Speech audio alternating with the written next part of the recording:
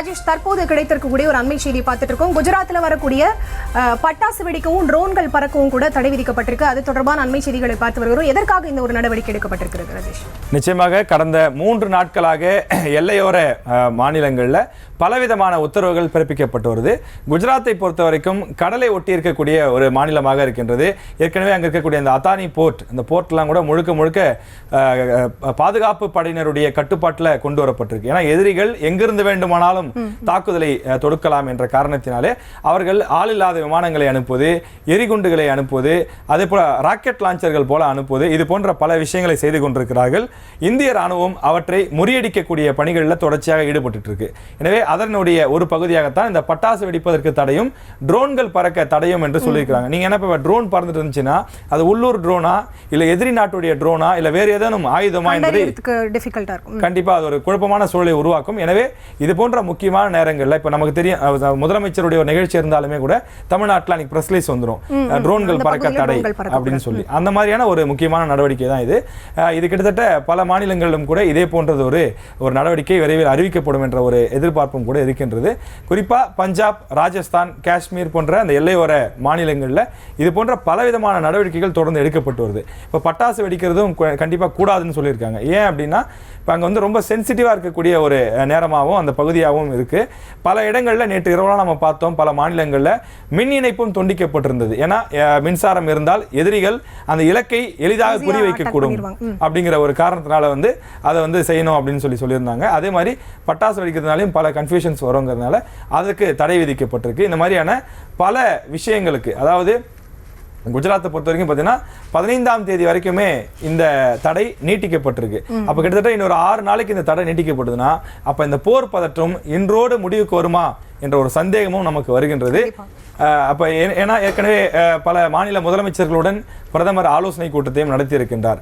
அப்படியானால் என்ன விஷயம், எல்லா மாநில முதலமைச்சர்களும் நீங்கள் ரொம்ப அலர்ட்டாக இருங்க, நம்முடைய இராணுவப்படை, துணை இராணுவப்படை போதுமான நடவடிக்கைகளை எடுத்து வருகின்றார்கள், நம்முடைய உளவுப்படை உளவு பார்க்கக்கூடிய பணிகளை செய்து கொண்டிருக்கிறார்கள், ரேடார் கருவிகள் இருக்கின்றது. இவற்றையெல்லாம் தாண்டி ஒரு மாநில முதலமைச்சராக உங்களிடம் இருக்கக்கூடிய காவல்துறையை கொண்டு நீங்கள் என்னென்ன விஷயங்களை செய்ய வேண்டும் என்பதையும் ஒரு இன்ஸ்ட்ரக்ஷன் கொடுக்கக்கூடிய வகையில் இந்த ஆலோசனை கூட்டம் மேற்கொள்ளப்பட்டிருப்பதாக தெரிகின்றது. எனவே இந்தியாவின் பல மாநிலங்கள், கிட்டத்தட்ட ஒரு 6-7 மாநிலங்களுடைய அந்த நிலை என்பது ஒரு பதற்றமான சூழல் தான் நிலவி கொண்டிருக்கிறது. நம்ம தொடர்ச்சியாக 2 நாட்களாக செய்தியை பார்த்துட்டு வரோம். பஞ்சாபினுடைய அந்த விவசாய பகுதிகள் எல்லாம் பல உதிரி பாகங்கள் கீழே கிடக்குது அப்படின்றாங்க. அதாவது அவர்களுடைய அந்த ஏவுகணைகள் இந்தியாவை தாக்கவில்லை, வானிலேயே சுட்டு வீழ்த்தப்படுகின்றது, மோதி தகர்க்கப்படுகின்றது என்று சொல்கிறார்கள். அப்படி தாக்கும் போது அந்த உதிரி பாகங்கள் நம்முடைய நிலப்பகுதியில் விழுகிறது என்றும் சொல்கிறார்கள். சில இடங்களில் லேசாக சுவர்கள், சில வீடுகள், அது போன்ற சில சேதாரங்களும் ஏற்பட்டிருப்பதாக உறுதிப்படுத்தப்படாத தகவல்கள் வந்து கொண்டிருக்கிறது. ஆனால் தொடர்ந்து நம்முடைய இந்த இடத்துல எனக்கு ஒரு சந்தேகம் ராஜேஷ், நம்ம கிட்ட இருக்கிற அந்த வான் பாதுகாப்பு அமைப்பு அப்படின்னு இருக்கு இல்லையா, அந்த சுதர்ஷன் சக்ரா S-400, ஸோ இப்படிலாம் இருக்கும்போதும் கூட அப்போ அந்த லைன் ஆஃப் கண்ட்ரோலை தாண்டி தானே அந்த இதெல்லாம் விழுந்திருக்கணும். அவங்களோட தரப்புல இருந்து வர ஏவுகணைகளோ இல்லை ராக்கெட்டுகளோ எதுக்காக நம்மளோட பகுதியில் எப்படி விழுந்திருக்கு அப்படிங்கிற ஒரு சந்தேகம் இருக்கு. நிச்சயமா இப்போ அதிகாரிகள் சொல்லக்கூடிய தகவல் என்னவா இருக்கு அப்படின்னா, இப்போ நீங்க சொல்ற மாதிரி S-400 இந்த மாதிரியான அதிநவீன ஆயுதங்கள்லாம் என்ன பண்ணுன்னா 600 கிலோமீட்டருக்கு முன்னாடி எதிரிகளுடைய அந்த ஆயுதம், அந்த எரிகணைகள் போன்றவையெல்லாம்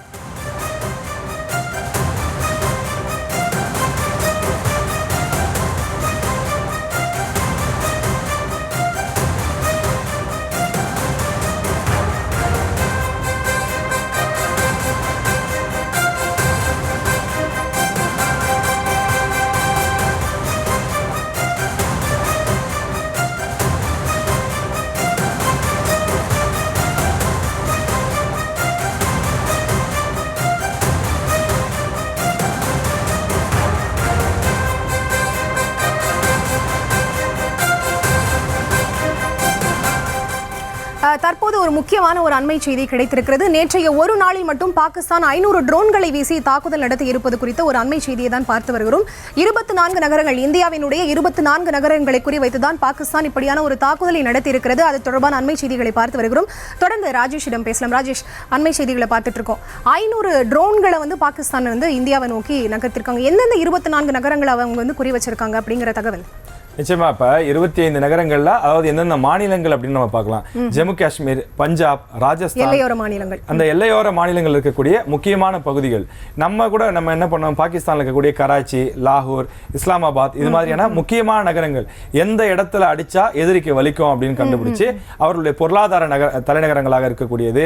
அதே போல அங்கு அதிகமான சேதங்களை ஏற்படுத்தக்கூடிய அவர்களுக்கு அந்த தீவிரவாதிகள் அதிகமாக இருக்கக்கூடிய பகுதிகள், இராணுவ முகாம்கள், இராணுவ அந்த தலைநகரங்கள் போன்றவையெல்லாம் இருக்கக்கூடிய பல விஷயங்களை குறிவைத்து தாக்கியதாகத்தான் தகவல்கள் வருகின்றது. எனவே எதிரி நாட்டு இராணுவம் கூட அதே போன்றதொரு தாக்குதலை தான் அவர்கள் நடத்த திட்டமிடுவார்கள். அப்படித்தான் இந்த ட்ரோன்களை ஏவி இருக்கின்றார்கள்.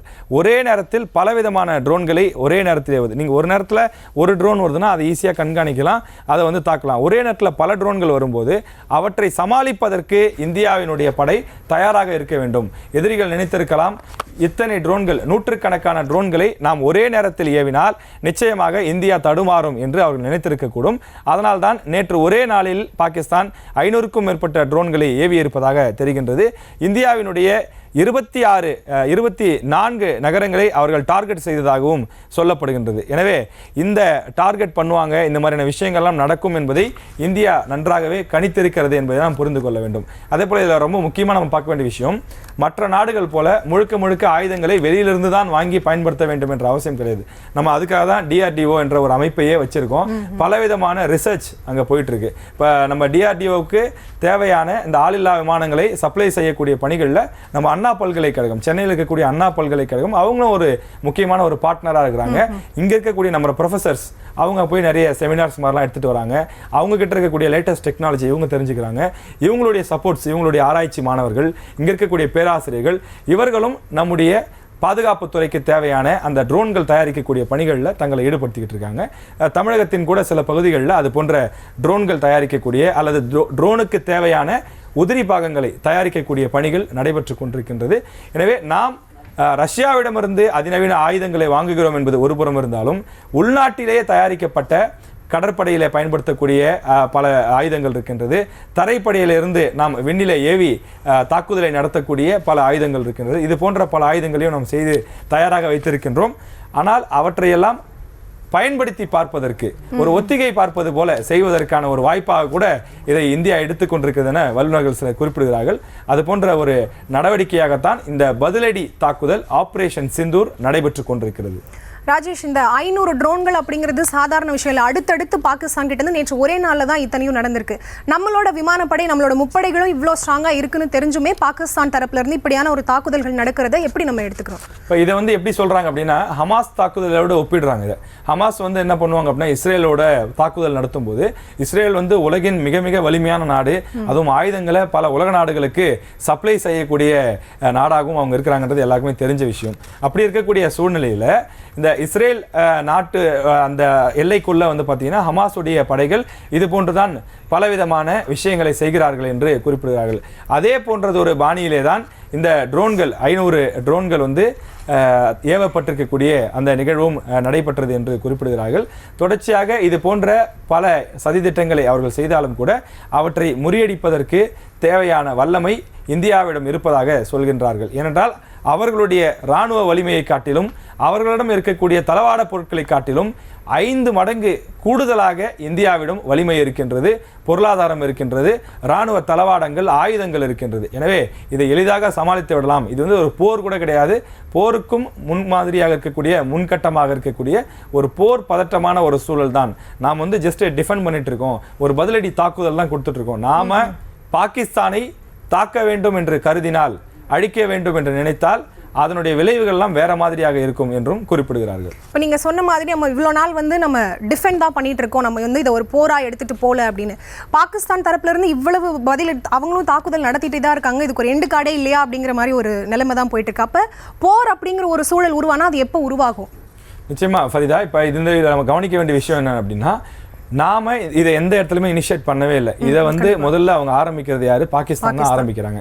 ஆரம்பிச்சப்பவே என்ன சொல்றாங்க, இந்திய பாதுகாப்புத்துறை சார்பிலிருந்து அழைச்சு உங்க நாட்டில இருந்து ராணுவம் வந்து இங்க தாக்கிட்டு, அதாவது வந்து தீவிரவாதிகள் வந்து இங்க தாக்கிட்டு போயிருக்காங்க, அவர்களை நீங்கள் கைது செய்ய வேண்டும், அவர்கள் மீது உரிய நடவடிக்கை எடுக்க வேண்டும், அவர்களுக்கு தண்டனை பெற்றுத்தர வேண்டும் என்று உரிய ஆதாரங்களை இங்கிருந்து கொடுக்கிறார்கள்.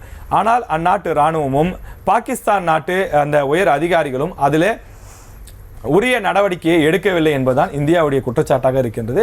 எனவே நடவடிக்கை எடுக்காத காரணத்தினாலே 14 நாட்கள் ஒரு இடைவெளி கொடுக்கப்பட்டு அதன் பிறகு இந்த பதிலடி தாக்குதல் என்பது நடத்தப்படுகின்றது. குறிப்பாக அதுலேயும் பார்த்தீங்கன்னா வந்து ஒரு 9 இடங்களை இலக்கா வைக்கிறாங்க. இந்த 9 இடங்களில் தான் தீவிரவாதிகள் இருக்கிறார்கள் என்பதை மிக நுட்பமாக நம்முடைய தொழில்நுட்ப கருவிகள் மூலமாக அதை கண்டறிந்திருக்கிறார்கள். இல்லைனா நீங்கள் பாருங்கள், ஒரு நகரத்துக்குள்ள எவ்வளவு வீடுகள் இருக்கும், அதில் எந்த இடத்துல கரெக்டாக தீவிரவாதி இருக்கிறாங்க, அது எது பயிற்சி முகாம், எது தீவிரவாதிகள் தங்கி இருக்கக்கூடிய அந்த டெம்பரவரி ஒரு ஏற்பாடு அப்படிங்கிறத நீங்க எப்படி கண்டுபிடிப்பீங்க? அந்த அளவுக்கு தொழில்நுட்பம் இந்தியாவிடம் இருக்கக்கூடிய காரணத்தினால்தான் மிக நுட்பமாக தீவிரவாதிகளுடைய அந்த கேம்ப் எல்லாம் கண்டறிந்து அதை தகர்த்திருக்கின்றார்கள். எனவே அது போன்ற ஒரு சூழ்நிலையில் இன்று மாலை 5:30 மணிக்கு பத்திரிகையாளர் சந்திப்பு மத்திய அரசாங்கத்தின் சார்பில் நடைபெற இருக்கின்றது. நேற்று நடத்திய அந்த பத்திரிகையாளர் சந்திப்பிலே சொன்ன விஷயம் என்னவென்றால், இந்த போர் பதட்டத்தை நீடிக்க இந்தியா விரும்பவில்லை, ஆனால் பாகிஸ்தான் தொடர்ந்து இதே நிலையை செய்யுமானால் இதற்கு 3 மடங்கு அதிகமாக நாங்கள் பதிலடியை கொடுக்க தயாராக இருக்கிறோம் என்று சொல்லியிருக்கிறார்கள். தற்போது மாநில முதலமைச்சர்களை அழைத்து பேசியிருக்கக்கூடிய நிலையில் இந்த போர் பதற்றம் ஓயும் என்று தெரியவில்லை. 5:30 மணிக்கு அதிகாரப்பூர்வ தகவல் நமக்கு தெரிய வரும்.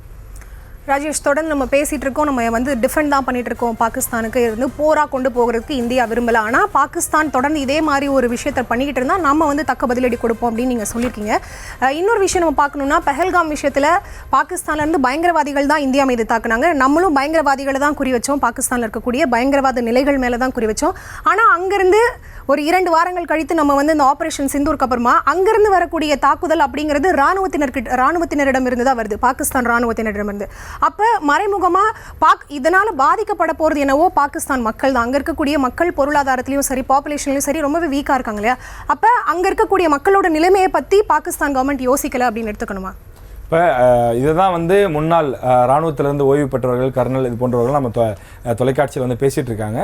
அங்கே தீவிரவாதிகளும் இராணுவமும் தனித்தனி அமைப்பாகலாம் செயல்படலை, 2 பேரும் வந்து ஒரே அமைப்பாக தான், ஒரு பேரண்ட் சன் அப்படிங்கிற மாதிரியான ஒரு அமைப்பாக அவர்கள் செயல்படுகிறார்கள். இவர்கள் நேரடியாக இராணுவத்தில் செயல்படுகிறார்கள், அவர்கள் மறைமுகமாக இராணுவம் பயன்படுத்தக்கூடிய அத்தனை அதிநவீன ஆயுதங்களையும் தீவிரவாதிகளும் வைத்திருக்கிறார்கள், இவர்களே அந்த இராணுவ தளவாடங்களை எல்லாம் பெற்றுக் கொடுக்கிறார்கள் என்ற குற்றச்சாட்டுகளையும் பல உலக நாடுகள் வைத்துக் கொண்டிருக்கிறது. பாகிஸ்தானிலே தீவிரவாதிகள் பல ஆண்டுகளாக இருக்கிறார்கள் என்பது உலகம் நன்றாக அறிந்த விஷயம். ஆனாலும் கூட அவர்கள் தீவிரவாதத்தை தொடர்ந்து பாலூற்றி வளர்க்கிறார்கள் என்பதுதான் நமக்கு தெரியக்கூடிய விஷயமாக இருக்கின்றது. ஒசாமா பின் லேடன் அவர் எங்கிருந்து சுட்டு கொல்லப்பட்டார் என்பது உலக நாடுகளுக்கு தெரியும். அப்படியானால் தொடர்ந்து அது நடந்தே கிட்டத்தட்ட 30 ஆண்டுகளுக்கு மேலாகின்றது. அப்படி இருக்கக்கூடிய சூழ்நிலையில் தொடர்ச்சியாக இது போன்ற விஷயங்களை அவர்கள் தொடர்ந்து ஊக்குவித்து வருகின்றார்கள். எந்த ஒரு ஒசாமா பின் லேடன் போனாலும் கூட அடுத்தடுத்த நிலைகளில் இருக்கக்கூடிய மற்ற அமைப்புகளை மூலமாக தீவிரவாதத்தை தொடர்ந்து அவர்கள் ஊக்குவிக்கக்கூடிய நடவடிக்கைகள் தான் இருக்கின்றார்கள். தீவிரவாதத்தை ஒழிக்க வேண்டும், தீவிரவாதத்தை ஒழித்தால்தான் பாகிஸ்தான் வளரும் என்ற ஒரு எண்ணமே அவர்களிடம் இல்லாத சூழல் இருப்பதாகத்தான் உலக நாடுகள் சுட்டி காட்டுகின்றன.